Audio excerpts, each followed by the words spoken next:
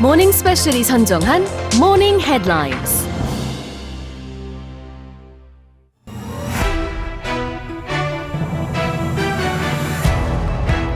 At least one person has died in a massive wildfire that hit the city of Gangneung on Tuesday, destroying about 100 homes and buildings and burning 379 hectares of woodland, the equivalent of 530 football fields.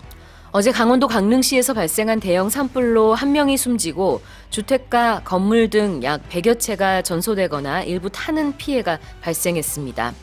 산림 피해 면적은 379헥타르로 축구장 530개 규모에 이르는 것으로 추정됩니다.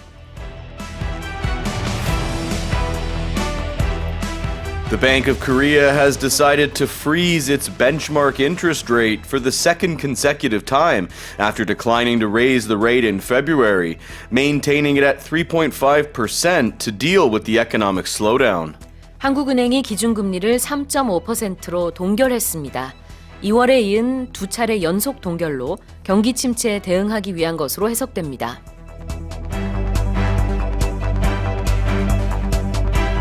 China and Japan have clashed over several regional issues, including Japan's plan to release radioactive water from crippled nuclear plants and sovereignty rights over disputed islands in the East China Sea during their first in-person high-level consultations on maritime affairs in 4 years.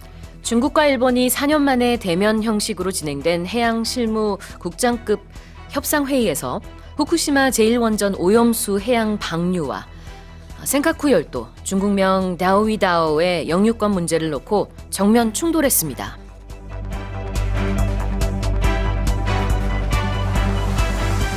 The U.S. national emergency to respond to the COVID-19 pandemic has ended as President Joe Biden signed a bipartisan congressional resolution to bring it to a close after 3 years. 조 바이든 미국 대통령이 비상사태 종료를 요구한 초당적 의회 결의안에 서명하면서 코로나19와 관련해 발효 중이던 국가 비상사태를 3년 만에 공식적으로 해제했습니다.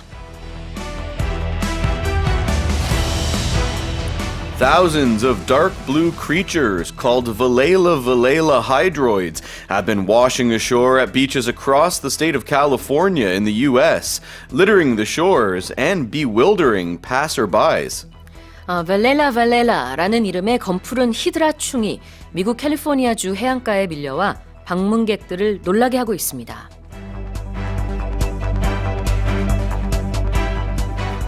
And those are today's headlines. Morning Headline Expressions.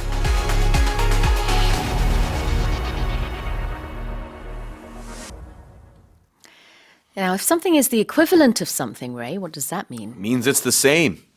It's the same as 무엇과 맞먹는다, 무엇과 같다라는 뜻이죠. The equivalent of. 보통 설명을 할 때 첫 번째로 말했던 단위나 아니면은 면적이 와닿지 않으니까 이걸 다시 말하면 이거다. So, what was the hectares? I forget the number there. 379. 379. 그렇죠. 379헥타르. 그러면 우리가 바로 와닿지 않을 수 있으니까 that's the equivalent of 530 football fields. That puts it in perspective. Yes. It puts it in perspective. 이거를 훨씬 이해하기 쉽게 설명하는 겁니다. 530개의 축구장과 맞먹는 크기다. The second expression was consecutive. Consecutive means in a row or straight. So Yeah. This was when the BOK decided to leave interest rates set where they were for the second consecutive time, for the second meeting in a row. For the second consecutive time. 요거를 다 같이 이해하시면 좋을 것 같아요. 두 차례 연속이라는 뜻이 되겠습니다. 같은 의미로 for the second straight time. Second straight time. We also saw exports fell for the sixth consecutive month in March. So Yep. for the sixth time in a row, for the sixth straight month. Exactly.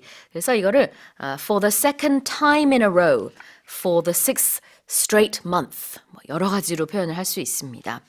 다음으로는 in person입니다. In person. We are in person right now, Yep. Sue and I. Yep. But in person means face to face. You're actually with the person. Yeah, exactly. In person. The opposite would be virtual. 온라인으로 할 때는 virtual이라는 표현을 많이 써요.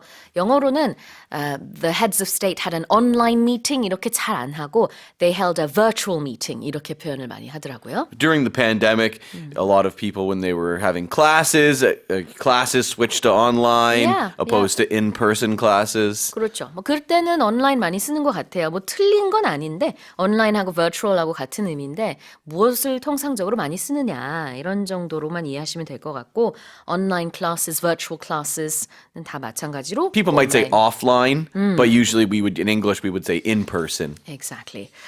자, 그 다음으로요. Bring something to a close. End it. Finish it up. 네, 뭔가를 끝내는 겁니다. I think of closing the doors.